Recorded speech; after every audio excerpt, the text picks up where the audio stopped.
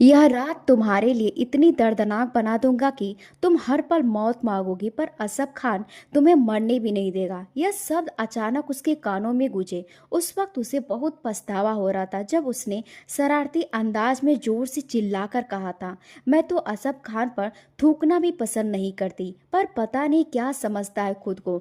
मगर आज हकीकत यह थी कि वह उसी के लिए शेष सजा कर बैठी थी। अंधेरे कमरे में मंद रोशनी जल रही थी, पर उसकी रोशनी में भी एक डर का माहौल भरा था। बिस्तर पर लाल गुलाब बिखरे हुए थे, लेकिन उनकी खुशबू में अब बेबसी की गंध शामिल हो रही थी। आलिया का कमजोर नाजुक वजूद हल्के सुनहरे गाउन में लिपटा कांप रहा था। उसकी आंखों से आंसू बह रहे थे, पर देखने वाला कोई नहीं था। कांपते होठों से सिसकियां निकल रही थी, पर सुनने की फिक्र किसी को नहीं थी। कमरे में आती असफ ने पल भर की भी देर किए बिना अपनी शेरवानी उतार कर एक किनारे फेंक दी और शर्ट की आस्तीनें मोड़ते हुए आगे बढ़ा। वह 17 साल की मासूम लड़की कांप रही थी। असफ उसके सामने आकर कुर्सी पर बैठा और अपना मिट्टी सा सना जूता पहने उसकी गोद में रख दिया। यह दोनों हाथ गर्दन के पीछे रखकर अंगड़ाई लेते हुए बोला, हाँ मैडम, तो क्या कह रही थी आप? वह डर गई थी जब उसने कहा, जूता निकालो, मेरी शक्ल क्या देख रही हो? उसने असफ का पांव झटकना चाहा, लेकिन उसकी तेज घुटन के सामने हार मानकर मजबूरी में उसे उसके जूते उतार कर एक तरफ रखने लगी। फिर असफ कहने लगा, जानती हो पुराने जमाने में बेबियां सुहागरात से पहले क्या करती थी? वह अपने पति के पांव धोकर पीती थी। जाओ, आज मैं तुमसे यह रस्म पूरी करवाना चाहता हूँ। यह बातें सुनकर तो आलिया को उल्टी आने लगी। घबराती हुई बोली, मैं मर जाऊंगी पर ऐसा कुछ भी नहीं करूंगी। असफ ने कहा, अच्छा, यह तो वक्त ही बताएगा। इतना कहकर उसने एक झटके से उसके वजूद पर लिपटे दुपट्टे को अलग कर दिया। धीरे धीरे उसके कपड़ों को खींचकर उसके तन से जुदा करने की कोशिश करने लगा, जो खींचातानी की वजह से कई जगहों से फट चुके थे। असफ, प्लीज ऐसा मत करो, मुझे बहुत डर लग रहा है, उसने कांपते हुए कहा। पर असफ के चेहरे पर कोई भाव नहीं आया। उसकी आंखों में पागलपन था, जुनून था, बदला लेने की आग थी। उसने एक झटके से आलिया की पतली कलाई पकड़े उसे बिस्तर पर फेंक दिया। वह बिस्तर पर गिर चुकी थी और उसके सभी अंग दिख रहे थे। पर बहुत शौक था ना सुहागरात मनाने का, खूब सपने देखने का ना। आज मैं तुम्हें वह सब करके दिखाता हूँ जिसका तुम्हें इतना इंतजार था। असफ के शब्दों में जहर घुला था। आलिया का दिल जैसे सीने में ही धड़कना बंद कर गया। डर के मारे उसकी सांसें उखड़ने लगी। नहीं, प्लीज मुझे माफ कर दो, मैंने कुछ नहीं किया, प्लीज, वह कांपते हुए मिन्नतें कर रही थी। पर असफ को उसकी कोई फिक्र नहीं थी। उसने झुककर आलिया की गर्दन पकड़ ली, इतनी ताकत से कि उसका नाजुक वजूद वह कांपने लगा। उसकी आंखें डर से पूरी फैल गईं, उसकी सांसें रोकने लगी। मगर असफ की पकड़ बिल्कुल भी ढीली नहीं हुई। अब रोने का क्या फायदा? यही सब तो चाहती थी ना तुम? यह दिन तो तुम्हें देखना था। अब भुग तो असफ की आवाज में जहर घुला था। सुहागरात मनाने की कितनी जल्दी थी, वह भी इस कम उम्र में। आज मैं तुम्हारे सारे शौक ब्याह सहित पूरे करूंगा। जैसे जैसे उसके कपड़ों से आजाद कर रहा था, वह घबराकर बिस्तर के दूसरी तरफ खिसकती ही जा रही थी। उसने आलिया को जबरदस्ती करीब खींचा। उसका चेहरा इतना नजदीक था कि असफ की तेज सांसें वह साफ साफ महसूस कर रही थी। मैं तुम्हें बताऊंगा कि मर्द का गुस्सा क्या होता है। मैं तुम्हें सिखाऊंगा कि जब इज्जत पर सवाल उठता है तो कैसा दर्द होता है। असफ की पकड़ और ज्यादा सख्त हो गई थी, जिससे आलिया का पूरा वजूद कांप उठा। नहीं, प्लीज, उसकी आवाज अब सिर्फ एक दबी हुई आहट बनकर रह गई थी। मगर असफ के दिल पर जैसे कोई असर ही नहीं हो रहा था। उसने झुककर आलिया का चेहरा अपने हाथों में जपूछ लिया। उसकी आंखों में इतनी आग थी कि आलिया की रूह तक कांप गई थी। अब मैं तुम्हें वह बनाऊंगा जो तुमने कभी सोचा भी नहीं था। असफ के होठ उसके करीब आए और अगले ही पल उसके होठों पर कब्जा कर लिया। एक तरफ असफ के होठ उसकी चीखों को दबाए हुए था और दूसरी तरफ उसके हाथ उसके नाजुक वदूज पर और अपनी गिरफ्त बढ़ा रहे थे। बिस्तर की चादर जो पहले पूरी सफेद थी अब रंगीन हो चुकी थी। यह इस बात की गवाही दे रही थी कि किसी की रूह को बुरी तरह कुचला गया था, किसी की मासूमियत मिटा दी गई थी। आलिया का कमजोर वजूद थकान और दर्द से कांप रहा था। उसके बाल उलझे हुए थे और पूरे वजूद पर चोट के निशान कहानी सुना रहे थे कि यह रात कितनी भयानक गुजरी थी। बस प्लीज, बस करो, मुझ पर रहम करो, वह सिसकती हुई गिड़गिड़ा रही थी। थी, मगर असफ खान के चेहरे पर दया का कोई भाव नहीं था। जब तुम जबान चलाती थी तो यह नहीं सोचा था कि तुम्हें यह दिन भी देखने पड़ेंगे। असफ का लहजा जहरीला था, उसकी आंखों में नफरत थी, एक अजीब सा पागलपन था, जैसे किसी और ही दुनिया में खोया हो। आलिया की आंखों में आंसुओं के साथ बेबसी झलक रही थी। मैं मर जाऊंगी, मेरे पेट में तेज दर्द हो रहा है, मेरी सांस रुक जाएगी। कहाँ वो 17 साल की नाजुक लड़की और कहाँ ये 27 साल का असफ खान। मगर असफ की पकड़ और मजबूत हो गई थी। नहीं, अभी मरने का समय नहीं आया है, अभी तो सजा बाकी है। उसकी आवाज में बदले की आग थी, जैसे वह आलिया से हर शब्द और हर बात का हिसाब चुकाना चाहता हो। आलिया की सिसकती धीमी हो रही थी और उसका वजूद ठंडा पड़ रहा था। वो अर्ध बेहोशी की हालत में जा चुकी थी। दर्द इतना ज्यादा था कि उसका दिमाग सुन्न हो रहा था और हर तेज और धुंधली दिखाई दे रही थी। और जब आखिरी बार असफ ने झटका दिया तो आलिया के होठ कांप उठे। उसके आंसू तकियों में जब्ज हो चुके थे। कांपते होठों से वह सिर्फ एक बात निकली कि मेरी गलती इतनी बड़ी नहीं थी जितनी आपने मुझे सजा दी। मैं आपको कभी माफ नहीं करूंगी। असफ खान ने एक सेकेंड के लिए अपनी पकड़ ढीली की। उसके दिल को जैसे झटका लगा हो, वो अचानक शांत हो गया। उसके कानों में कोई पुरानी आवाज गूंजने लगी। कोई पागल औरत होगी जो इस ससब से शादी करेगी। मैं तो इसकी शक्ल पर थूकना भी पसंद नहीं करती। यह शब्द उसके दिमाग में बार बार गूंज रहे थे, जैसे किसी ने जोर से दरवाजा बंद कर दिया हो और उसकी गूंज हमेशा के लिए अंदर कैद हो गई हो। यही शब्द थे जिसकी वजह से असफ का गुस्सा एक बार फिर पहले से भी ज्यादा भड़क उठा। आलिया ने कुछ दिन पहले हंसते हुए मजाक उड़ाते उसकी छोटी बहन के सामने यही बातें कही थी। उसने आलिया के बेजान कमजोर वजूद पर नजर डाली जो बेहोश था। उसकी पलकें हल्की सी हिल रही थी और होठों पर अभी भी दर्द की दबी हुई आवाज बाकी थी। मगर असफ खान ने खुद को पत्थर बना लिया था। उसका चेहरा दूसरी तरफ घुमाया और हट भी लिए। यह सजा थी या सजा ही थी और सजा दे चुका था। आलिया का बेजान वजूद इस बात का सबूत था कि उसकी रूह को बुरी तरह से कुचल दिया गया था। आलिया पूरी तरह बेहोश थी, मगर असफ के पागलपन ने उसकी बेहोशी भी परवाह नहीं की। वो पूरी रात उस पर जुल्म करता रहा। 3 बार उसने नफरत और बदले की भावना से अपना हक वसूल किया और जब उसके हिंसक जज्बात शांत हो गए तो वह थक कर सो गया, जैसे कुछ हुआ ही ना हो। सुबह की रोशनी खिड़की से कमरे में आई तो सिर्फ बर्बादी ही दिखाई दे रही थी। गुलाब की खुशबू अब पूरी गंध में बदल चुकी थी। आलिया आंखें खोली, उसके पूरे वजूद में एक तेज टीस उठी, जैसे किसी ने उसकी हड्डियां तोड़ दी हो। आह, वह दर्द से कराई। कमर और पेट में ऐसा दर्द था जैसे किसी ने उसे रौंद डाला हो। वह अपनी जगह से हिलने की कोशिश कर रही थी, मगर हर मूवमेंट पर दर्द की तेज लहर उसके पूरे वजूद में दौड़ जाती।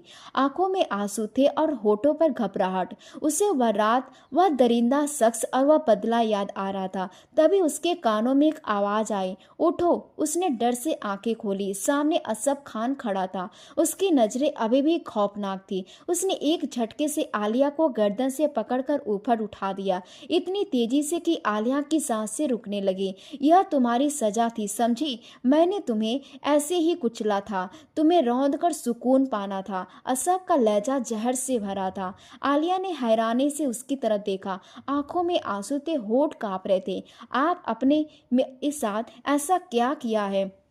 क्या मैं इतनी बुरी थी? उसका लहजा कांप उठा था। असफ ने तंज कसते हुए कहा, तुम्हें याद है ना तुम्हें क्या कहा था? तुम्हें असफ खान से नफरत थी, तुमने मेरा मजाक उड़ाया था। अब देखो तुम्हारी लाइफ खुद एक मजाक बन चुकी है। आलिया की आंखों में दर्द और गहरा हो गया था। मैं कभी माफ नहीं करूंगी और मैं अभी यही कहूंगी कि असफ खान पर मैं थूकना भी पसंद नहीं करती, क्योंकि इस आदमी की असली सच्चाई मैंने कल रात देख ली है। यह किसी भी औरत के काबिल नहीं है। असफ ने उसकी बात अनसुनी करते हुए एक झटके से उसके बिस्तर से नीचे ढकेल दिया। आलिया की तकलीफ भरी चीख कमरे में गूंज उठी। निकल जाओ मेरे घर से। आलिया का दिमाग जैसे सुन्न हो गया। बाहर निकल जाओ यहाँ से। ना मैं तुम्हें अपनाऊंगा और ना ही किसी और का होने दूंगा, असफ ने नफरत से कहा और तुरंत दरवाजा खोल दिया। आलिया ने टूटे हुए वजूद के साथ उसकी तरफ देखा। उसकी आंखों में अविश्वास था, दिल में दर्द था, मगर सबसे ज्यादा डर था कि अब वह कहाँ जाएगी। मुझे कोई फर्क नहीं पड़ता, शहर हो या जंगल, जहन्नुम में जाओ तुम, मगर इस घर में एक पल भी और रहने की जरूरत नहीं है। और अगले ही पल उसने आलिया को दरवाजे से बाहर ढकेल दिया था। वह नाजुक वजूद जो पूरी रात की दर्द सह चुका था, अब फर्श पर पड़ा था, अकेला, बर्बाद और बिना किसी सहारे के। असफ ने दरवाजा बंद कर दिया, बिना यह सोचे कि वह एक गांव की लड़की थी, इस शहर में अनजान थी और सबसे बढ़कर इस हालत में कहाँ जाएगी। सड़क पर चलते लोग बार बार मुड़कर देख रहे थे। कुछ के चेहरों पर हैरानी थी और कुछ दबी आवाज में बातें भी कर रहे थे। यह कौन है दुल्हन? शायद घर से निकाल दी गई है। किसी दुश्मन की बेटी के साथ भी ऐसा ना हो। मगर आलिया को किसी की परवाह नहीं थी। वह बस चल रही थी, जैसे कोई मंजिल ही ना हो, जैसे जिंदगी से बेखबर हो। असफ, तुमने मेरे साथ यह क्यों किया? मैं तो तुम्हारी अपनी थी, सगी चाचा की बेटी थी, मगर तुमने मुझे सड़क पर ला फेंका। उसके कानों में असफ की जहरीली बातें गूंज रही थी। दफा हो जाओ मेरे घर से। ना मैं तुम्हें अपनाऊंगा और ना किसी और का होने दूंगा। आंखों से आंसू टपक कर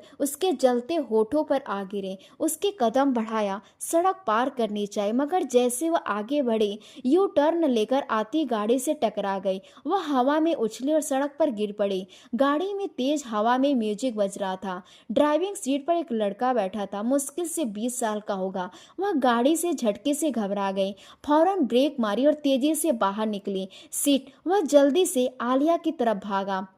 जमीन पर पड़ी आलिया बेहोश पड़ी थी। चेहरे पर चोट के हल्के निशान थे, मगर उसकी खूबसूरती देखकर वह लड़का पल भर के लिए ठहर गया। उसका दिल जैसे एक पल के लिए धड़कना ही भूल गया हो। उसने कभी किसी को इतनी खूबसूरती में नहीं देखा था, मगर आलिया तो ठंडी पड़ चुकी थी। ओ माय गॉड, मैंने इसे मार तो नहीं दिया? वो घबरा गया। वह जमीन पर बैठा और कांपते हाथों से आलिया के चेहरे को छुआ। हेलो, प्लीज आंखें खोलो। मगर आलिया की आंखें बंद पड़ी थी। लड़के ने आसपास देखा, लोग जमा होने लगे थे। अबे यार, यह तो गई काम से, किसी राहगीर ने दबी आवाज में कहा। बकवास बंद कर, लड़के ने गुस्से से कहा और झटके से आलिया को अपने बाहों में उठा लिया। उसके लड़की ने एक अजीब सा अट्रैक्शन था, कुछ ऐसा कि वह चाहकर भी उसे छोड़ नहीं सकता था। मैं इसे अस्पताल ले जाता हूँ, उसने खुद से कहा, मगर फिर एक पल को रुको, नहीं, अस्पताल ले गया तो पुलिस केस बन जाएगा। नहीं, मैं इसे अपने घर ले जाऊंगा। और वह आलिया को बाहों में भरकर अपनी गाड़ी की तरफ बढ़ा। उसके हाथों में आलिया का वजूद किसी नाजुक गुड़िया की तरह था, टूटता हुआ, बिखरा हुआ, मगर दिल को छू लेने वाला। माहिर ने आलिया को गाड़ी की पिछली सीट पर लिटाया, पूरी रफ्तार से अपने घर की तरफ बढ़ा। उसके दिल की धड़कन अनियमित हो रही थी। वह नहीं जानता था कि उसके साथ क्या हो रहा है। बस एक अनजाना सा एहसास था कि यह लड़की जो अभी तक बेहोश थी, कोई आम लड़की नहीं थी। जैसे ही वह घर पहुंचा, उसने जल्दी से गाड़ी रोकी और आलिया को बाहों में उठाकर अंदर दाखिल हुआ। अरे, ये किसी को उठा लाए हो तुम?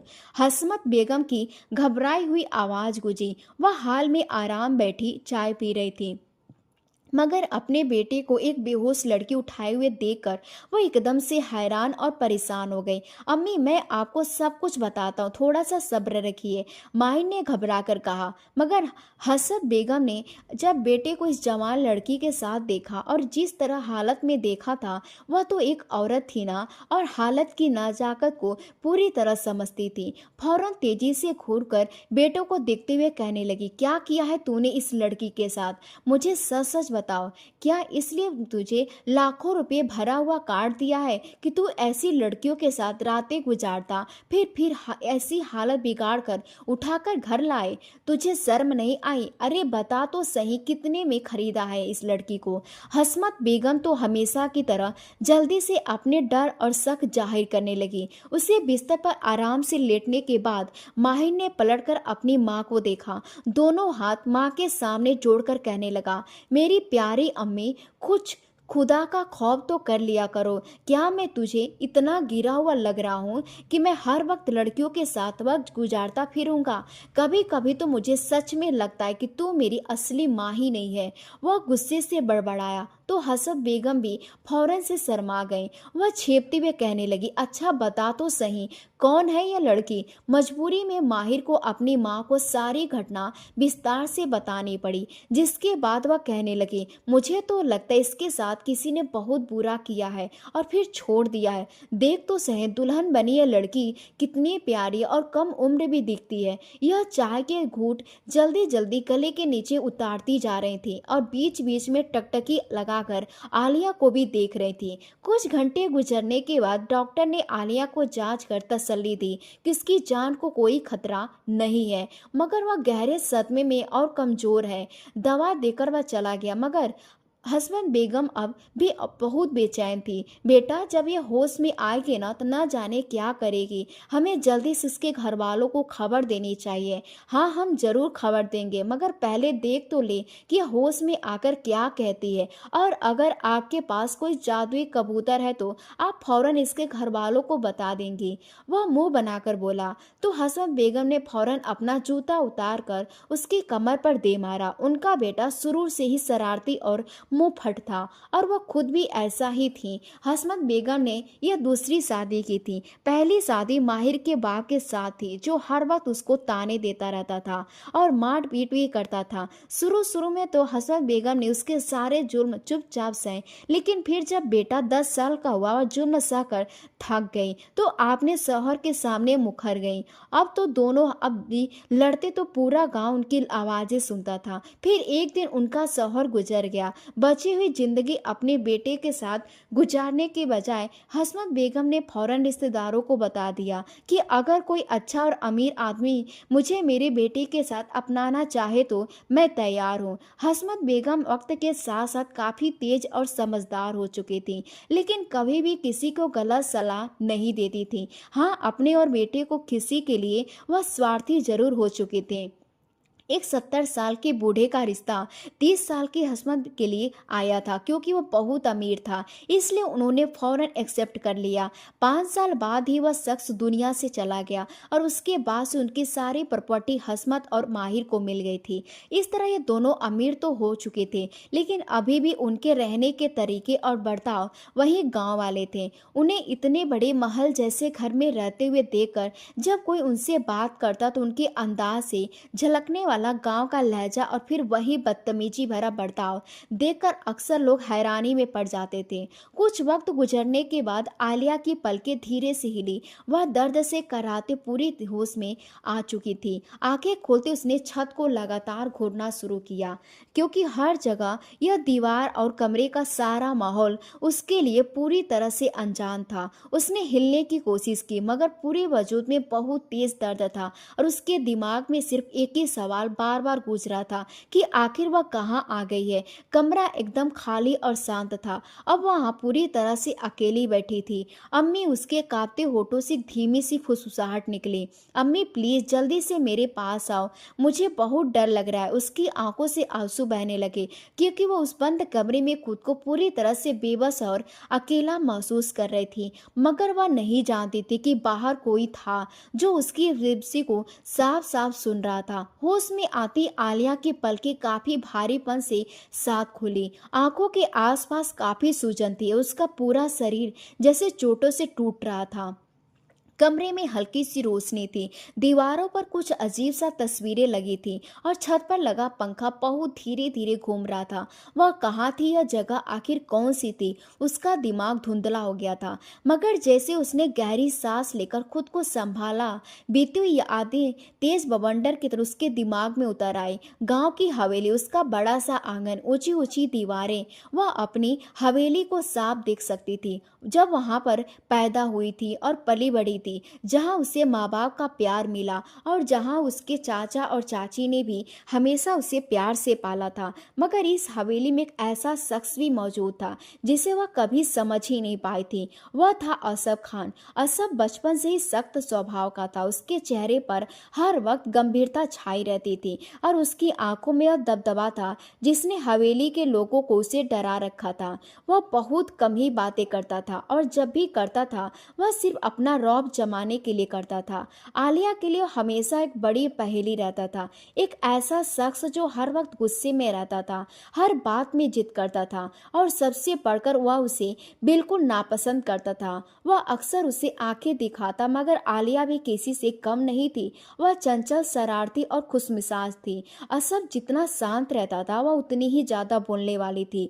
वह अक्सर असफ की बहन के साथ मिलकर उसकी बुराई किया करती थी। असफ को अपनी बहन की यह बेपरवाही पसंद नहीं थी और आलिया की शरारतों से तो उसे वैसे ही सख्त नफरत था। वह हमेशा अपना कमरा लॉक रखता था, यहाँ तक कि नौकरों को भी अपने कमरे में आने की इजाजत नहीं दी थी। सिर्फ उसकी माँ ही थी जो उसके कमरे में जाकर साफ सफाई किया करती थी। आलिया के दिल में यह एक्साइटमेंट हमेशा बनी रहती थी कि किसी तरह मैं जाकर देखूं कि आखिर ये रहस्यमय शख्स के कमरे में ऐसा क्या है जो यह हर वक्त अपना कमरा बंद रखता है और ऐसे कौन से राज हैं जो उसने अंदर छुपा रखे हैं। लेकिन हर बार कमरा पूरी तरह से बंद ही मिलता था। असफ एक हफ्ते बाद हवेली वापस लौटा था मगर इस बात से आलिया पूरी तरह से अनजान थी कि वह वापस आ चुका है। वह आंगन में लगी खूबसूरत फूलों की तरह क्या ठीक कर रही थी जब उसने अचानक असफ के कमरे की खिड़की खुली हुई देखी।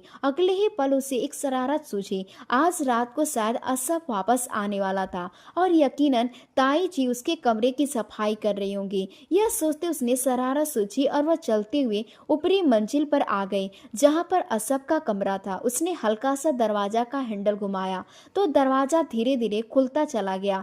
वह अंदर गई तो कमरे को देखकर हैरान रह गई। कमरा बहुत ही साफ था, हर चीज अपनी जगह पर थी और किसी भी चीज पर एक तिनका तक नहीं था। दीवारों पर तरह तरह के हथियारों की सजावट की गई थी। एक बड़ी सी अलमारी किताबों से भरी हुई थी और बिस्तर पर गहरे काले रंग की चादर बिछी हुई थी। वह धड़ाम से जाकर बिस्तर पर बैठ गई। पूरे कमरे को देखने के बाद कहने लगी, वैसे तो नाक पर गुस्सा हर वक्त बैठा रहता है और बिस्तर की चादर तो देखो, काले रंग की। कौन बेवकूफ है जो बिस्तर की चादर काले रंग की रखता है। तभी उसकी नजर अलमारी पर गई। वह अलमारी को खोलने के लिए आगे बढ़ी कि दरवाजा खुलने की आवाज आई। उसका दिल जोर से धड़का। उसने मुड़कर देखा, पल भर में उसके चेहरे का रंग उड़ गया। असफ वॉशरूम से बाहर आ चुका था। सिर्फ एक तौलिया कंधे पर था, बाकी पूरा वजूद पीले मिजाज था। पानी की बूंदें उसके बालों से टपक रही थी। चौड़ी छाती पर नमी की हल्की हल्की चमक थी और चेहरे पर वही गुस्सा जैसे सामने वाले को कच्चा ही चबा जाएगा। आलिया की आंखें फटी की फटी रह गईं। शर्म और खौफ के मारे वो फौरन पर्दे के पीछे छुप गई मगर असफ उसे देख चुका था। आलिया का दिल पूरी तरह से धड़क रहा था। पर्दे के पीछे खड़ी वह खुद को छुपाने की नाकाम कोशिश कर रही थी मगर उसकी सांसों की अनियमितता उसके डर की चुगली कर रहा था। उसके होंठ कांप रहे थे, हाथ कांप रहे थे, लेकिन असफ ने उसे देख लिया था।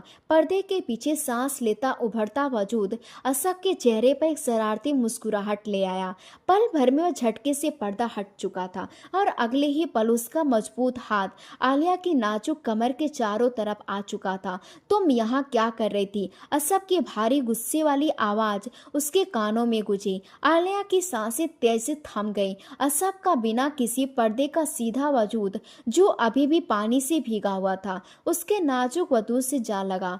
नमी की ठंडी और असफ के जिस्म की गर्मी ने आलिया के होश उड़ा दिए थे। मैं बस ऐसे ही चली गई, वह हकलाते बोली। नजरें झुका ली और खुद को छुड़वाने की नाकाम कोशिश की मगर असफ का शिकंजा सख्त था। ऐसे असफ ने उसकी गर्दन के करीब झुकते हुए धीमी आवाज में कहा। उसकी गर्म सांसें आलिया की कानी पीछे पड़ी तो उसके वजूद में एक झुरझुरी सी दौड़ गई। उसकी उंगलियां आलिया की नाजुक कमर पर रेंग रही थी। अपना चेहरा उसके कान के करीब रखे हुए कहने लगा, जानती हो ना, मुझे अपने कमरे में किसी का आना पसंद नहीं है और जो मेरे नियमों का उल्लंघन करता है उन्हें मैं सजा देता हूँ। यह कहकर वह उसे और ज्यादा करीब आ चुका था। वो नाजुक सी लड़की को घबराता हुआ देखकर मजे ले रहा था। बड़ी मुश्किल से आलिया कहने लगी, सॉरी, मुझे पता नहीं था, मैं तो बस आपके कमरे की साफ सफाई करने के लिए आई थी। लेकिन वो उसके चेहरे पर नजरें गड़ाकर कहने लगा, अच्छा, साफ सफाई करने के लिए आई थी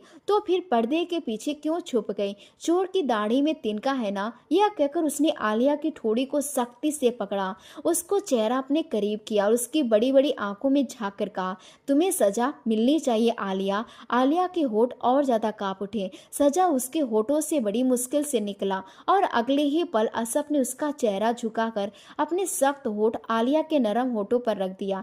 आलिया की आंखें अचानक फैल गई। वो उसे हल्के से नहीं चूम रहा था, बल्कि जैसे अपने गुस्से और जुनून में उसे अपने अंदर समा रहा था। आलिया ने विरोध किया, अपने हाथों से उसे धक्का दिया, मगर असफ ने और सख्ती से उसे अपनी गिरफ्त में ले लिया। छोड़ो मुझे, वह धीमी सी आवाज में बोले, मगर असफ के कानों में जैसे कुछ पड़ा ही नहीं था। वह जानबूझकर उससे बेबस महसूस करवा रहा था, जानबूझकर उसकी बेबसी का मजा ले रहा था।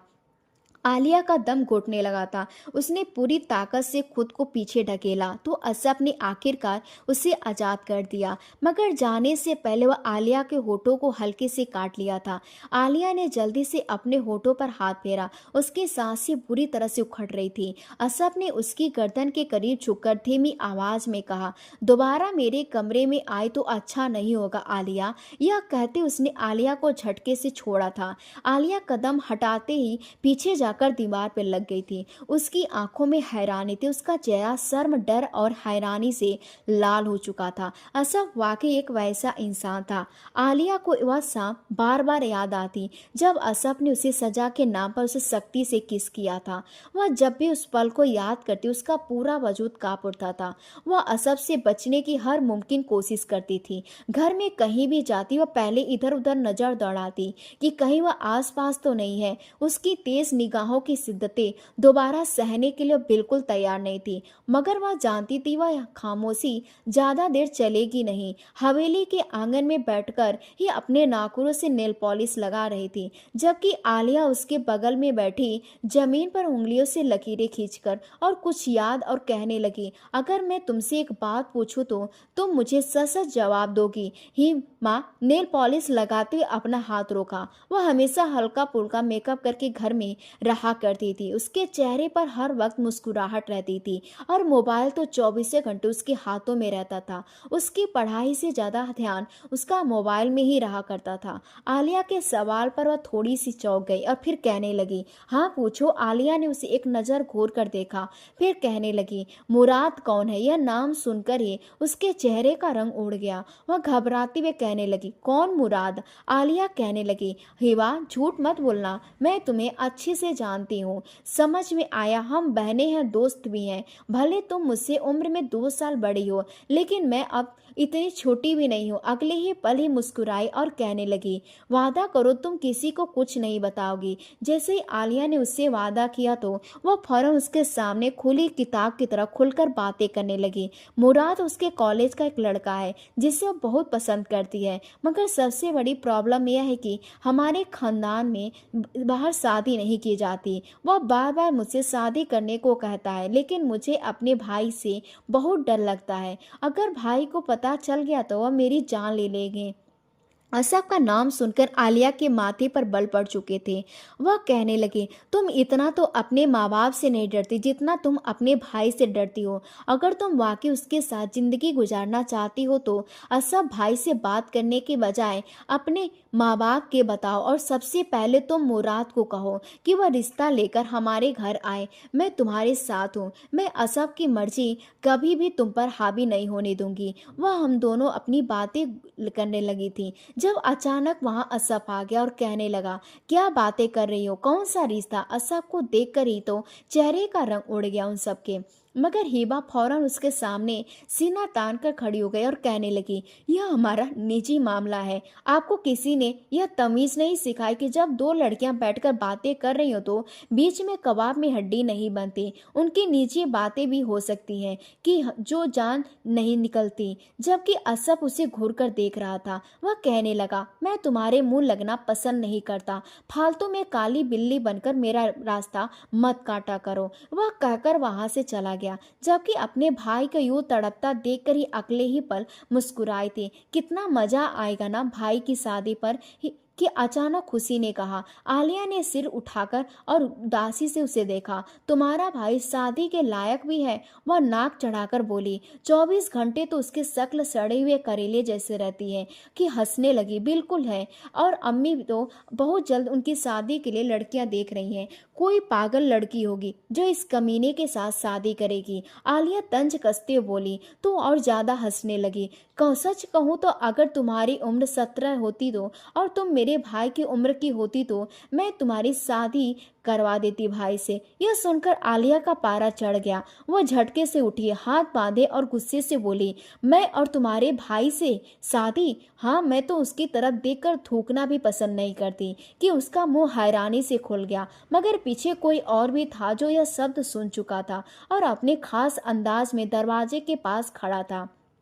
हाथ जेब में डाले था, नजरें तेज थीं और होठों पर वही हल्की सी हंसी थी जो हमेशा खतरे का इशारा करती थी। आलिया ने जैसे उसे देखा उसके पैरों तले से जमीन खिसक गई। असब की नजरें पूरी तरह से उस पर जमी थीं, ऐसी नजरें जैसे किसी शिकारी ने शिकार को घेर लिया हो। वह तो समझ रही थी कि वह चला गया। वह धीरे धीरे चलता उसके करीब आया। क्या कहा तुमने आलिया? उसकी आवाज में खतरनाक खामोशी थी। आलिया के गले में कांटे चुभने लगे। वह नजरें चुराई थी। कुछ नहीं, वह जल्दी से बोली, मगर असफ की नजरें एक पल के लिए भी उसके चेहरे से नहीं हटी। नहीं, मैं सुना है कि तुम मेरी तरफ देखना और थूकना भी पसंद नहीं करती। हाँ तो वह तुम मुझे से मर्द नहीं पसंद। वह जानबूझकर मजबूत लहजे में बोली, मगर उसकी आवाज में हल्की सी घबराहट साफ थी। असफ के होठों पर एक तंजिया मुस्कान आई। वह एक नजर उसके चेहरे पर डालकर आगे बढ़ गया। आलिया का दिल जोर जोर से धड़क रहा था, मगर वह सुनी अनसुनी करके अपने कमरे में जा चुकी थी। 2 दिन खामोशी से गुजरे। जब तीसरे दिन आलिया खुद एक क्वेश्चन सुलझाने के लिए किताबें उठाई कमरे में गई, मगर ही तो अपना मोबाइल उठाकर जोर से हाथ पर मार रही थी। जब आलिया ने पूछा तो वह रोती सूरत बनाकर कहने लगी, मोबाइल की स्क्रीन को न जाने क्या हो गया है। मैं उसे चलाने की कोशिश करे मगर चल ही नहीं रहा। आलिया ने उसके हाथ से मोबाइल लिया तो वह गीला हो चुका था। हवा की बाल भी गीले थे। वह शायद अभी नहाकर आई थी। आलिया कहने लगी, ऐसा लग रहा जैसे यह मोबाइल बाथटब में गिर चुका हो। वह तो रवीना कह रही थी कि लेकिन उसके चेहरे का रंग उड़ गया था। जैसे ही आलिया को उसके चेहरे का रंग देखा तो कुछ कुछ कहानी खुद समझ चुकी थी। वह कहने लगी, यह सब क्या है? कहीं तुम मोबाइल लेकर वॉशरूम तो नहीं गई थी ना? वो फौरन अपना चेहरा झुका लिया। तुम कैसी बातें कर रही हो? उसने पूछा। मैं तो बस मोबाइल उठाकर बात कर रही थी कि मेरे हाथ से छूट गया था और मैंने जानबूझकर नहीं किया था। साफ जाहिर है कि हिवा झूठ बोल रही थी। तब तक मोबाइल न जाने कैसे अचानक से ऑन हो चुका था। आलिया की नज़र जैसी स्क्रीन पर गई तो हैंग हुए मोबाइल पर सामने कुछ तस्वीरें थीं जो कह रही थी और बिल्कुल बेलोबाज में बाथटब में बैठी बेबाक अंदाज में अपनी तस्वीरें बना चुकी थी। अगले ही पल यह नज़ारा देखकर मोबाइल आलिया के हाथ से छूटकर नीचे गिर गया। उसे इन तस्वीरों को देखकर बिल्कुल भी यकीन नहीं हो रहा था कि उसके सामने सटा-पटा चुकी होती और कहने लगे, प्लीज किसी को मत बताना, तुम तो मेरी सहेली और राजदार हो ना। मैं तो बस ऐसे ही, तुम तो जानती हो ना कि मैं और मुराद एक दूसरे को बहुत पसंद करते हैं। हमारी शादी हो जाएगी। मगर आलिया कहने लगी, शादी हुई तो है नहीं ना? यह सब तुम क्या कर रही हो? ये तुम्हें शर्म आनी चाहिए। लेकिन वह आलिया की बातों पर ध्यान देने के बजाय कहने लगी, अच्छा मुझे अपना मोबाइल तो मैं मुराद को बताऊं, वह मेरा इंतजार कर रहा होगा। हिबा के हाथ से मोबाइल खींचकर मुराद को कॉल किया और उसके कमरे में आने वाली खटपट सुनकर बाहर से गुजर रहे असफ के कदम रुक गए। वह तेजी से दरवाजा खोलकर अंदर दाखिल हुआ। रात के 11 बज रहे थे। हवेली की दीवार पर खामोशी छा चुकी थी। सब सो चुके थे। यह तुम दोनों को वह हड़बड़ाकर उसे देखने लगी। असफ ने सबसे पहले घूरकर अपनी बहन को और फिर आलिया को देखा था। कहने लगा, क्या हो रहा है यहाँ पर? सोई नहीं तुम दोनों? आलिया ने जमीन पर गिरे हुए मोबाइल को फौरन छुपाकर अपने पीछे कर लिया, मगर असफ को शक होने लगा। वो आगे बढ़कर ही हाथ से मोबाइल ले चुका था जहां पर मुराद की कॉल अटेंड हो चुकी थी। वो हेलो कह रहा था। लड़की की आवाज़ सुनकर असफ का पारा चढ़ गया। वो हिबा से कहने लगा, कौन है ये? आलिया तो पीछे खड़ी है, नज़ारा सब देख रही थी। असफ खान के गुस्से से आखिर कौन वाकिफ नहीं था। हिबा के रहे सही होश भी सजा देने लगे। वह बार बार आलिया की तरफ देखने लगी कि कोई बहाना बनाकर बचा ले, मगर वह क्या करती? असफ बार बार सवाल कर रहा था, यहाँ तक कि वह दीवार से जा लगी। असफ कहने लगा कि अगर तुमने अगले 10 सेकंड के अंदर मुझे इस लड़की के बारे में नहीं बताया तो मैं यहीं पर खड़े खड़े तुम्हें चीर कर 2 टुकड़ों में बांट दूंगा। आंखें बंद करते ही फिर से खोली और सामने आलिया का घबराया हुआ चेहरा था। असफ कहने लगा, बार बार उसे क्यों देख रही हो? मुझे सच बताओ। हिबा ने जो कुछ कहा उससे आलिया के तो पैरों के नीचे से जमीन निकल चुकी थी। वह कहने लगी, भाई ये लड़का मुराद है और आलिया का बॉयफ्रेंड है। आलिया ने उसके साथ दोस्ती कर रखी है और यह चाहती है कि मैं भी उससे बात दोस्ती करूं। कसम से भाई मैं इस लड़की को नहीं जानती। यह सुनना था कि असफ के माथे पर बल और गहरे हो गए। आलिया के पत्थर की मूरत बन चुकी थी। उसे यकीन ही नहीं आ रहा था कि जिसे वह बिल्कुल अपनी बहन जैसा समझती थी वह इतना बड़ा झूठ भी बोलेगी। आलिया फौरन आगे बढ़ी और कहने लगी, नहीं यह झूठ बोली है। मैं तो इस लड़की को जानती भी नहीं। यह तो खुद इससे बात कर रही थी। मैं तो इसे मना कर रही थी। असफ ने जैसे ही मोबाइल लिया अगले ही पल उसने सवाल किया, यह मोबाइल किसका है? आलिया ने डरते हुए कहा, यह मेरा है। जवाब मिलते एक जोरदार थप्पड़ वह आलिया के मुंह पर मार चुका था और गुस्से में कहने लगा, घटिया लड़की, खुद तो तुम गिरे हुए किरदार की मालिक हो और तुम अपने साथ साथ मेरी बहन को भी बिगाड़ने की कोशिश कर रही हो। वही पीछे छोड़कर आलिया की तरफ बढ़ा और उसे बाजू से खींचकर जबरदस्ती कमरे में ले गया। वहां पहुंचकर वह गुस्से में कहने लगा, तुमने खानजादा की बहन को बहकाने की कोशिश की है। तुम्हें मैं ऐसी सजा दूंगा कि तुम हमेशा याद रखोगी। क्या कह रही थी कि मुझे देखकर थूकना पसंद नहीं करती? अब मैं तुम्हें दिखाता हूँ कि तुम्हारा तमाशा कैसे बनता है। तुम्हें बहुत शौक है ना बॉयफ्रेंड बनाने का। वो वही उसी कमरे में उसे झटक कर बाहर चला गया। आलिया रोते उसे यकीन दिला रही थी कि मैंने ऐसा कुछ नहीं किया है, वह झूठ बोल रही है, मगर उसकी बात पर कोई यकीन करने वाला नहीं था। हवेली के बड़े कमरे में असफ, उसकी माँ अफसाना बेगम, उसके पापा कमाल साहब और घर के बड़े मेंबर सब बैठे हुए थे। आज परिवार में एक अहम फैसला लिया जाना था, असफ की शादी का। अफसाना बेगम की आंखों में खुशी की चमक साफ थी। अब फैसला यह करना था कि पूरे खानदान में कौन सी लड़की उसके असफ के लिए सबसे बेहतरीन होगी।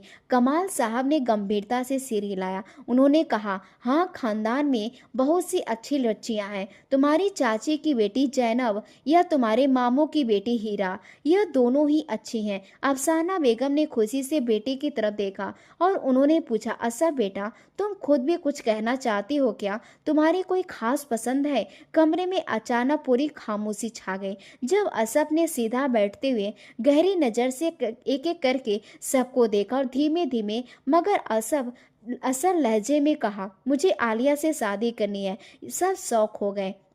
अफसाना बेगम ने हैरत से बेटे को देखा और कमाल साहब ने भौवें चढ़ा ली। आलिया? अफसाना बेगम ने हैरानी से दोहराया, हाँ, मैं उसी से शादी करना चाहता हूँ। असफ का लहजा इतना मजबूत था जैसे उसने कोई अटल फैसला कर लिया हो और उसे बदलना मुमकिन ना हो। कमाल साहब कुछ देर सोचे, फिर बोले, लेकिन बेटा, तुम्हारे और उसकी उम्र में कोई काफ़ी फ़र्क है। तुम 27 साल के और सिर्फ अभी 17 साल की है। असफ की आंखों में कुछ अजीब सा था। उसने कहा, उम्र का फर्क मेरे लिए मायने नहीं रखता अब्बू, वह हमारे घर की लड़की है, सबकी लाडली, और मैं जानता हूँ कि वह मेरे सबसे बेहतरीन है। अफसाना बेगम और कमाल साहब ने एक दूसरे की तरफ देखा। वे हैरान थे। लेकिन बेटा, तुम दोनों में जमीन आसमान का फर्क है। तुम गंभीर हो, गुस्सैल स्वभाव के, और वह तो बहुत चंचल और लापरवाह सी है। अफसाना बेगम ने उसे समझाने की कोशिश की। असफ ने गहरी सांस ले मजबूती से कहा, यह सब मुझे फर्क नहीं पड़ता। अम्मी, मेरा फैसला अटल है, मैं आलिया से ही शादी करूंगा। आलिया के अम्मी अब्बू रुमाना बेगम और दानिश साहब भी वहीं मौजूद थे। उन्होंने हैरत से असफ खान की बात सुने फौरन एक दूसरे की तरफ देखा। हमें कोई एतराज नहीं, लेकिन हम आलिया की मर्जी के बगैर कोई फैसला नहीं करेंगे, दानिश साहब ने साफ कहा। और असफ फौरन गंभीरता से कहने लगा, तो जाइए चाचा, जाकर आलिया से पूछ कर आइए, बल्कि आप लोग यहीं रुकिए, मैं खुद उससे बात करके आता हूँ। असफ वहां से उठ चुका था। वह सीधा कमरे में आलिया के पास गया। आलिया घुटनों में सिर दबाए रो रही थी। जब कमरे में आते ही असफ ने उससे कहा, तुम्हारे माँ बाप तुमसे सवाल करेंगे कि तुम मुझसे शादी करना चाहती हो या नहीं। तुमने लाजमी हाँ कहना है। यह एक बात गिरने वाले बम जैसा था। वह हैरानी से कहने लगी, यह कैसी बातें कर रहे हैं आप? मैं कभी भी आपसे शादी नहीं करूंगी, क्योंकि आप मेरी जिंदगी बर्बाद करने पर तुले हुए हैं। मैं कह रही हूँ ना कि मैं किसी मुराद को नहीं जानती। वह आपकी बहन का ही बॉयफ्रेंड है, जिसे वह मेरे पल्ले बांध रही है। लेकिन असफ अपनी बहन के नाम पर झूठ सुनकर गैरत जाग उठी थी। वह उसे बालों से जकड़कर कहने लगा, चुप, बकवास बंद करो अपनी, चुपचाप शादी के लिए हाँ करो। तुम जितनी देर करोगी और मेरी बहन के कैरेक्टर पर बात करोगी, शादी के बाद पहली रात तुम्हारी उतनी ही खतरनाक साबित होगी। अगर तुमने मेरे साथ शादी के लिए हाँ नहीं की तो याद रखना, मैं तुम्हारे करतूत तुम्हारे माँ बाप को बता दूंगा, और फिर तुम्हारे साथ क्या होगा, यह तुम्हारे साथ क्या होगा, यह तुम अच्छी तरह से जानती हो। वह हर तरह से रास्ते बंद कर चुका था। मजबूरन आलिया को अपने माँ बाप के सामने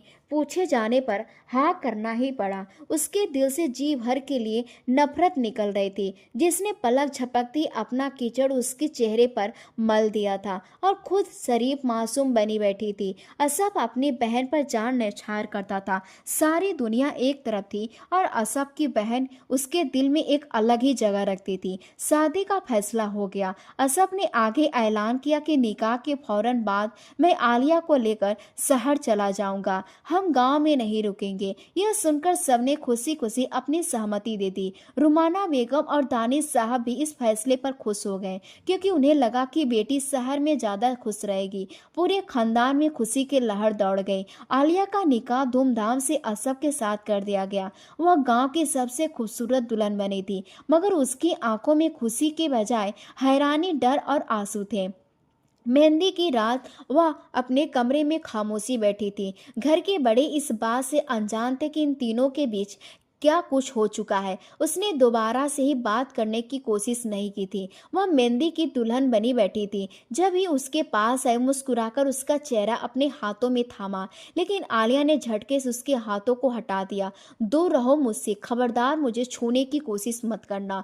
तुमने मेरी जिंदगी बर्बाद कर दी। मैं तुम्हें बहन समझती थी, लेकिन तुम धोखेबाज हो, दोगले निकले। अपने मुंह की कालिक तुमने मेरे मुंह पर मल दी। अरे लानत है तुम पर। वह गुस्से में चिल्ला रही थी, जब हेमा शर्मिंदा होने की बजाय अकड़कर उसके सामने खड़ी हो गई और कहने लगी, तुम्हें शौक था ना मेरे मामलों में दखल अंदाजी करना, और वरना मैं पिछले 4 साल से मुराद के साथ रिलेशनशिप में हूँ। मैं अपने भाई की नज़रों में खुद को हरगिज नहीं गिरा सकती, और अपनी जगह भाई की नज़रों में बहाल रखने के लिए मैं किसी भी हद तक चली जाऊंगी। यह कहकर वह वहां से चली गई और एक बार फिर आलिया फूट फूट कर रोने लगी।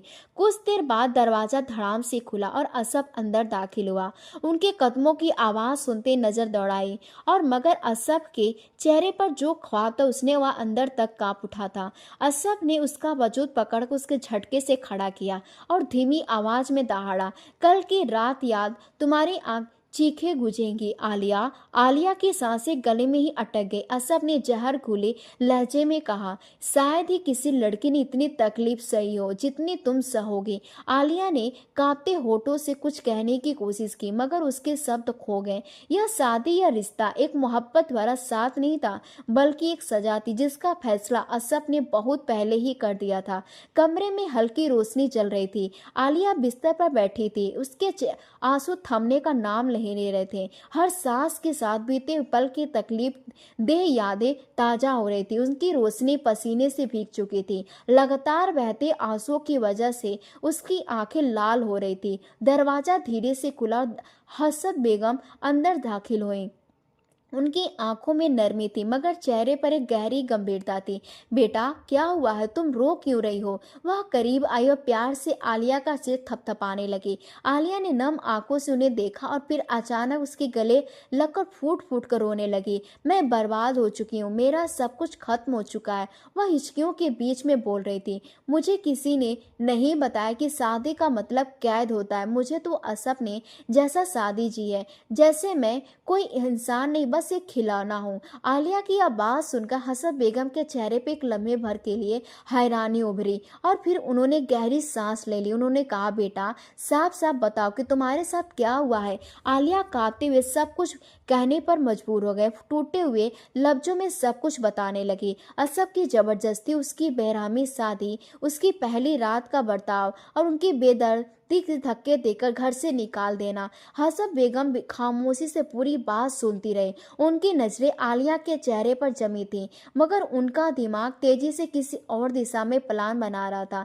उसी पल दरवाजे पर परछाई दिखाई दी। माहिर वहीं खड़ा था। अंदर आते आते वह ठिठक गया था। उसके हाथ खुद ब खुद मुट्ठियों में बंद हो गए थे और उसका दिल जैसे किसी ने मुट्ठी में जकड़ लिया। यह तो शादीशुदा है, दर्द से कराते हुए खुद को बड़बड़ाया और उसकी आंखों में नमी तैरने लगी। हसरत बेगम ने माहिर की तरफ देखा और उसके होठों पर एक गहरी मुस्कुराहट आई। उन्होंने आलिया के आंसू साफ किए और कहा, बेटा रोने से अब कुछ नहीं होगा, अब तुम कमजोर बनकर हार नहीं माननी चाहिए। उन्होंने समझाया, मगर असफ ने तुम्हारे साथ इतना बड़ा जुल्म किया तो तुम कमजोर क्यों बन रही हो? तुम भी उसकी बहन पर वार करो जिसने तुम्हें झूठा इल्जाम लगाकर बेइज्जत करवाया। आलिया ने हैरानी सुनी देखा और पूछा, क्या मतलब? हसरत बेगम का लहजा पूरी तरह से सातिर हो चुका था। उन्होंने कहा, हिबा की हकीकत सबके सामने लाओ, जो खुद लड़कों से बात करती रही वो और तुम्हें झूठा बदनाम करवाई गई। तुम्हें इतनी बेइज्जत सहनी पड़ी मगर उसने बड़े मजे से अपनी इज्जत बचा ली। आलिया के आंसू पूरी तरह से थम चुके थे। वह नासमझी से हसरत बेगम को देख रही थी मगर उनकी बातें कहीं ना कहीं जाकर उसके दिल पर ठहर गई थी। उन्होंने कहा, बदला लो बेटा, वह लड़की जो खुद साफ नहीं, उसने तुम्हें जलील करवाया। अब वक्त आ गया है कि तुम अपनी उसकी असलियत सबको दिखाओ। आलिया की आंखों में पहली बार नमी की बजाय एक सख्त चमक आई थी। आलिया को हसरत बेगम के घर रहते हुए कुछ दिन गुजर चुके थे। वह अभी भी जहनी तौर पर कमजोर थी मगर असफ की किए हुए जुल्म ने उसके अंदर बदले की एक चिंगारी जला दी थी। वह पहले जैसी चंचल नहीं रही थी। अब वह कमजोर नहीं बल्कि खामोश तूफान बन चुकी थी। माहिर अक्सर उसे खामोशी से घूरता रहता था, जैसे कोई शख्स उसकी आंखों में कोई अनकही कहानी तलाश कर रहा हो। वह चाहकर भी उसे अपनी नजरें से हटा नहीं पाता था। एक शाम जब वह ड्राइंग रूम में बैठा अपना मोबाइल चला रहा था, उसकी नजर फिर आलिया पर पड़ी जो खिड़की के पास बाहर खड़ी बाहर की तरफ देख रही थी। उसके चेहरे पर अजीब सा दुख था। माहिर ने एक लंबी सांस ली, धीरे से बड़बड़ाया, क्या किस्मत है मेरी, जिंदगी में पहली बार मुझे कोई लड़की पसंद आई और वह भी शादीशुदा। उसके अपने शब्द उसे खुद भी चुभ रहे थे मगर यही सच्चाई थी। असफ का नाम आते उसका दिल दर्द से सिकुड़ने लगा था। दूसरी तरफ असफ खान के फोन पर रोज हवेली से किसी न किसी का कॉल आता था। हर बार कोई ना कोई आलिया के बात से करवाता और कहता, पूछता वह कैसी है, लेकिन असफ हर बार कोई ना कोई झूठ बहाना बना देता कि वह सो रही है, बाजार गई या खुद मैं बाहर हूँ। जैसे जैसे वक्त गुजर रहा था वैसे वैसे हवेली में आलिया के लिए बेचैनी बढ़ रही थी। हवेली में उस दिन खुशी की लहर दौड़ गई जबकि वह एक बहुत अच्छा रिश्ता आया। लड़के वाले बहुत ही अच्छे थे और शहर के पढ़े लिखे लोग थे कि रिश्ते के लिए लड़के वाले आ रहे थे। असफ तुम्हें भी जरूर आना होगा, अफसाना बेगम ने फोन पर सख्त लहजे में कहा था। असफ जाना तो चाहता था मगर आलिया के बगैर जाता तो सबको क्या जवाब देता। कह तो चुका था कि ठीक है आ रहा हूँ। सारे रास्ते यही सोचता रहा कि वह क्या बहाना बनाएगा कि आलिया क्यों नहीं आई। जैसे असफ ने हवेली में कदम रखा उसकी आंखों के सामने का नजारा जो आया उसने उसे पूरी तरह से हिलाकर रख दिया। सामने आलिया खड़ी थी। यह लड़की यह यहाँ क्या कर रही है? यह देखकर असब के माथे पर पसीना आ गया। आलिया बहुत ही खूबसूरत कपड़ों में सजी हुई थी, मगर उसकी आंखों में वह तेजी और हिम्मत थी जो असब ने उसमें पहले कभी नहीं देखी थी। वह अब डरी और सहमी हुई पुरानी आलिया नहीं थी। असब के दिल में एक अजीब सी घबराहट हुई। उसने मन ही मन सोचा, यह कैसे हो सकता है, मैंने तो उसे शहर में छोड़ दिया था। मगर सच्चाई यही थी कि आलिया वही मौजूद थी, पूरी तरह बदली हुई, पहले से ज्यादा आत्मविश्वासी और शायद पहले से ज्यादा खतरनाक। हवेली में हर तरफ खुशी का माहौल था। सभी लोग अपनी अपनी तैयारियों में बिजी थे और आलिया सबके साथ नॉर्मल ढंग से घुल मिलकर काम कर रही थी। असब को उसका यूं हंसते खुश रहते सबके साथ मिलकर काम करना बिल्कुल भी बर्दाश्त नहीं हो रहा था। उसके दिल में एक अजीब सी घुटन हो रही थी, जैसे कोई चीज उसके कंट्रोल से बाहर जा रही हो। उसने गुस्से में अपनी मुट्ठियां भी ली और सोचा, यह कैसे हो सकता है, मैंने इसे इतना अपमानित करके निकाला था, फिर भी इतनी खामोश और मजबूत है। कुछ देर बाद लड़के वाले आ गए कि तैयार हो रही थी हिबा, मगर उसके चेहरे पर उदासी छाई हुई थी। वह सबके सामने मुस्कुराने की कोशिश कर रही थी, पर उसकी आंखों में बेचैनी साफ नजर आ रही थी। जैसे ही चाय लेकर अंदर आई, आलिया ने जानबूझकर आगे बढ़कर उसे धक्का दिया। गर्म चाय सीधा ही उसके कपड़ों पर जा गिरा। वह तेज आवाज में चीख उठी, ओ माफ करना हिबा, मेरा हाथ फिसल गया। आलिया ने मासूमियत से कहा, मगर उसकी आंखों में जीत की चमक थी। हिबा जल्दी से अपने कपड़े झाड़ने लगी, मगर जैसे ही चाय से उसका दुपट्टा गीला हुआ, अंदर पहना हुआ पहनावा कुछ ज्यादा ही दिखाई देने लगा। लड़के की मां ने चौंक कर नजरें झुका ली। लड़के के पिता ने फौरन दूसरी तरफ देखना शुरू कर दिया, मगर सबसे ज्यादा हैरान वो लड़का हुआ जो देखने आया था। उसने अपने मन में सोचा, यह तो वही लड़की है जिसे कॉलेज में मुराद के साथ देखा था। लड़के ने अपनी मां के कान में कुछ कहा और फिर तुरंत खड़े हो गया और बोला, हमें थोड़ा समय चाहिए, हम सोच कर बताएंगे। यह सुनकर सभी हैरान हो गए।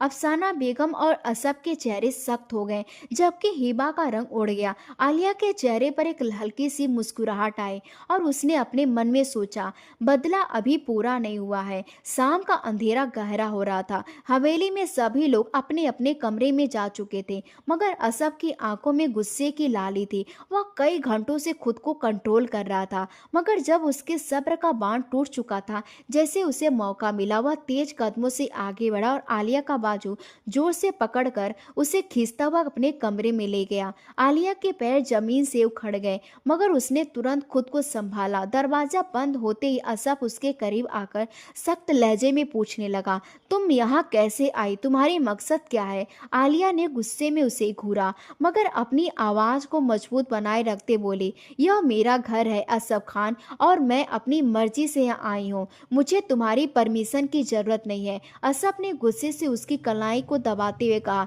तुम्हें क्या लगता है मैं नहीं जानता कि तुम अंदर ही अंदर क्या चाल चल रही हो? आलिया ने एक तंज भरी मुस्कुराहट के साथ जवाब दिया, मैंने कुछ नहीं किया, जो कुछ हुआ वह सच्चाई थी। और हाँ, खबरदार, अगर तुमने दोबारा जबरदस्ती करने की कोशिश की तो इस बार मैं पूरे परिवार के साथ सामने तुम्हारा असली चेहरा दिखा दूंगी। असफ के माथे पर सिकन आ गई। इस लड़की की यह पूरी तरह बदली हुई शख्सियत उसे बिल्कुल भी अच्छी नहीं लग रही थी। आलिया दरवाजे की तरफ बढ़ने लगी, मगर फिर रुककर जहरीले अंदाज में बोली, वैसे तुम्हारी बहन बड़ी मासूम बनती है, मगर उसके राज भी ज्यादा दिन छिपे रहने वाले नहीं है। असफ ने हैरानी से उसे देखा, मगर आलिया कुछ कहे बगैर दरवाजा खोलकर बाहर निकल गई। अगले ही दिन हवेली में एक और हलचल मच गई, जब ही एक लिए एक और रिश्ता आया। यह रिश्ता किसी और का नहीं बल्कि खुद मुराद का था। मैं मुराद खान हूँ और मैं हिबा को पसंद करता हूँ। मैं इज्जत के साथ उसे शादी करने आया हूँ, मुराद ने पूरे कॉन्फिडेंस के साथ कहा। लेकिन इससे पहले कि कोई कुछ कहता, चाची के फोन पर एक मैसेज आया। जैसे उन्होंने फोन खोला, उनकी आंखें हैरानी से फैल गई। यह क्या है? उनके हाथ कांपने लगे। फोन की स्क्रीन पर ही नहाते हुए ली गई तस्वीरें थी, जो एक अननोन नंबर से भेजी गई थी। पूरे कमरे में गहरी खामोशी छाई गई थी। हिबा की मां के हाथ से मोबाइल गिरने ही वाला था। वह घबराकर अपनी बेटी को देखने लगी, जबकि असफ और अफसाना बेगम हैरानी से पूरे मामले को समझने की कोशिश कर रहे थे। आलिया कोने में हल्की सी मुस्कुराहट के साथ खड़ी थी। उसने जो करना था वह कर चुकी थी। हिबा की मां के चेहरे का रंग सफेद पड़ चुका था। उनके हाथ कांपने लगे और एक झटके से सीने का हाथ गिरकर गिरने लगे। और या अल्लाह, यह मैं क्या देख रही हूँ। वह चीख उठी थी। अम्मी, असफ ने दौड़कर उन्हें संभाला, मगर उसी पल उनके शौहर कमाल खान की भी कुर्सी से गिरते हुए सीने पर हाथ रखकर हाँफने लगे। अब्बू, अब्बू, ये चीखा पूरा घर घर मातम का माहौल बन गया। हवेली में चीखों का पुकार गूंज रही। नौकर दौड़कर आए, सब हक्का बक्का रह गए। आलिया ने एक नजर ही पर डाली, जो अपनी बर्बादी देखकर सदमे में आ चुकी थी। उसने हाथ जोड़कर माँ बाप की तरफ देखा, मगर वे बेहोशी की हालत में फर्श पर पड़े थे। इन्हें फौरन अस्पताल ले जाना होगा, असफ ने चीखते हुए कहा। तुरंत गाड़ी निकालकर उन्हें अस्पताल ले जाया गया। कई घंटों बाद जब असफ अस्पताल से वापस आया तो उसकी आंखें गुस्से और तकलीफ से लाल थीं। उसने दरवाजा जोर से खोला और सीधा ही कमरे में जा घुसा।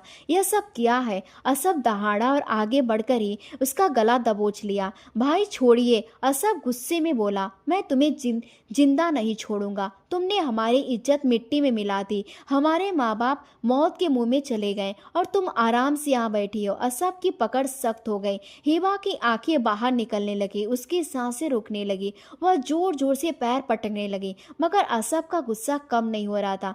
तभी आलिया के हंसने की आवाज आई। आलिया ने पूछा, क्यों अभी मुझे ही दोषी ठहराओगे? क्या यह तस्वीरें भी मैंने ही ली थी? असफ के हाथ ढीले पड़ गए। उसने आंखें बंद की, मोबाइल पर आखिरी बार उन तस्वीरों को देखा और फिर शर्मिंदगी से सर झुका लिया। उसी वक्त मुराद भी वहां मौजूद था, जो यह सारा तमाशा देख रहा था। मुराद ने गंभीरता से कहा, असफ भाई, अगर मैं ही को और हिबा को अपनी बीवी बनाकर अपने साथ ले जाना चाहता हूं तो आप उसे क्यों मार रहे हैं? असफ ने चौंक कर उसकी तरफ देखा। तुम अब भी इसे अपनाना चाहते हो? मुराद ने जवाब दिया, हाँ, मैं 5 साल से इसको हिबा को पसंद करता हूँ और मुझे इसमें कोई फर्क नहीं पड़ता। जो उसने जो कुछ किया मेरे लिए किया था। यह सुनते फूट फूट कर रो पड़ी। वह बोली, मुझे आपसे झूठ बोला था। मैंने खुद को आप सबके नज़रों में गिरने से बचाने के लिए आलिया पर यह इल्जाम लगाया था कि उसका मुराद के साथ चक्कर चल रहा है। यह सुनते असफ ने गुस्से से अपनी मुट्ठियां भींच लीं।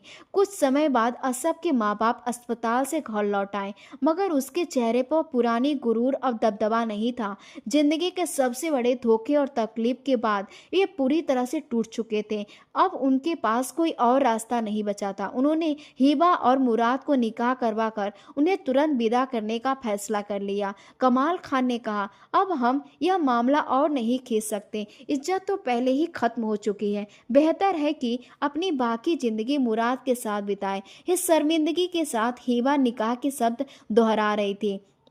उसकी आंखों में आंसू थे, मगर अब वह अपनी व्यवस्था को एक्सेप्ट कर चुकी थी। अब मुझे भी कुछ कहना है। सभी की नजरें उस आवाज में जम गई जब आलिया सामने खड़ी थी। उसके चेहरे पर तकलीफ के निशान थे। उसने कहा, मैं आज सबको बताना चाहती हूँ कि मेरे साथ क्या हुआ है।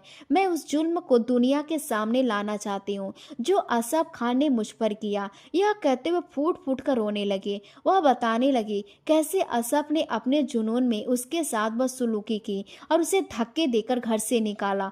कैसे वह जख्मी हालत में सड़क पर पड़ी रही। कैसे माहिर और उसकी मां ने उसे सहारा दिया और कैसे उसे अपना हर पल डर में गुजारा। उसने चिल्लाकर कहा, क्या यह मेरा कसूर था कि मैंने नासमझी में कह दिया कि मैं असफ से शादी नहीं करना चाहती? क्या यह मेरा इतना बड़ा गुनाह था कि मुझे इतनी भयानक सजा दी गई? सिर्फ शक की बुनियाद पर असफ ने अपनी बहन का गुनाह मेरे सिर पर थोपा और आज वह बहन की सच्चाई सामने आई तो उसे उसी के साथ विदा भी करवा दिया।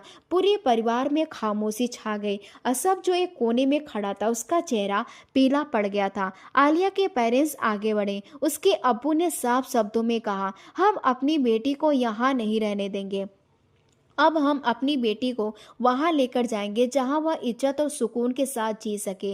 उन्होंने जितना हो सका असफ का अपमान किया। आलिया अपने अम्मी अब्बू के साथ उस हवेली को छोड़कर चली गई थी। उन्होंने एक घर अलग से ले लिया था और आलिया ने अपने हक के लिए तलाक का मुकदमा दायर कर दिया। वह कहती रही कि जो शख्स मुझ पर शक करके मुझे बर्बाद कर सकता है, मैं उस पर दोबारा भरोसा नहीं कर सकती। असफ ने रो रो कर माफी मांगी, मगर आलिया का दिल उसके लिए पत्थर का हो चुका था। उसने कहा, तुम्हारी वजह से मैंने अपनी जिंदगी के सबसे मासूम पल खो दिए। मैंने बहुत तकलीफ सही और खुद को संभाला, मगर अब तुम्हारी माफी मेरे किसी काम की नहीं है। उसके शब्द असब के दिल में किसी तीर की तरह चुभे, मगर अब बहुत देर हो चुकी है। उसका गुरूर, उसका अहंकार, सब कुछ राख हो चुका था। आलिया ने अपनी पढ़ाई दोबारा शुरू की और एक नई जिंदगी की शुरुआत की। वह यूनिवर्सिटी की सीढ़ियों पर खड़ी अपनी किताबें संभाल रही थी कि अचानक उसे एक जानी पहचानी आवाज सुनाई दी। यह लड़की मुझे 4 साल पहले मुझे मिली थी, तभी खूबसूरत थी और आज भी हसीन लग रही है। आलिया ने चौंक कर देखा। माहिर उसके सामने खड़ा मुस्कुरा रहा था। माहिर ने जवाब दिया, हाँ, मैं तुम्हें देखकर मुझे वही एहसास हो रहा जो पहले दिन हुआ था। आलिया की आंखों में हैरानी थी। माहिर ने गंभीरता से कहा, मैं अपनी माँ को तुम्हारा रिश्ता लेकर भेजना चाहता हूँ और इस बार तुम्हें मेरे साथ अपनी पूरी जिंदगी गुजारनी होगी। आलिया ने एक पल के लिए सोचा, फिर मुस्कुरा दिया, मुझे कोई प्रॉब्लम नहीं है। आलिया और माहिर का निकाह हो गया। निकाह की रात माहिर ने आलिया को नरमी से अपने करीब किया, मगर उसकी आंखों में सिर्फ मोहब्बत और इज्जत थी। उसने वादा किया, मैं तुम्हारी जिंदगी में तमाम खुशियां वापस लाऊंगा जो तुमने खो दी थी। आलिया की आंखों में आंसू आ गए, मगर वे खुशी के आंसू थे। मुझे तुम पर यकीन है माहिर। माहिर ने धीरे से उसके अपने सीने से लगा लिया। असब के जख्मों की जगह अब माहिर के नरमी और मोहब्बत ने ले ली थी। अब सब कुछ खो चुका था। आलिया को खोकर वह डिप्रेशन में चला गया था। उसने अपने माँ बाप उससे बात नहीं करते थे। हवेली में सब उससे नजरें चुराते थे। एक दिन वो अपने कमरे में अकेला बैठा था। उसने पुरानी तस्वीरें देखी, मगर आलिया की हंसी, उसकी मासूमियत, सब कुछ उसने अपने हाथों से बर्बाद कर दिया था। उसके आंसू बहने लगे। वह चीख उठा, काश मैंने अपने अहंकार के बजाय मोहब्बत को चुना होता, मगर अब उसके पछतावे के सिवा कुछ नहीं बचा था। दोस्तों, मुझे उम्मीद है कि आपको हमारी कहानी पसंद आई होगी। अगर आप कहानी पसंद आई है तो वीडियो को लाइक करें। अगर आप चैनल पर नए हैं तो चैनल को सब्सक्राइब करें और हाँ, नोटिफिकेशन बेल को जरूर दबाएं ताकि अगली अपडेट सबसे पहले आपको मिले। धन्यवाद।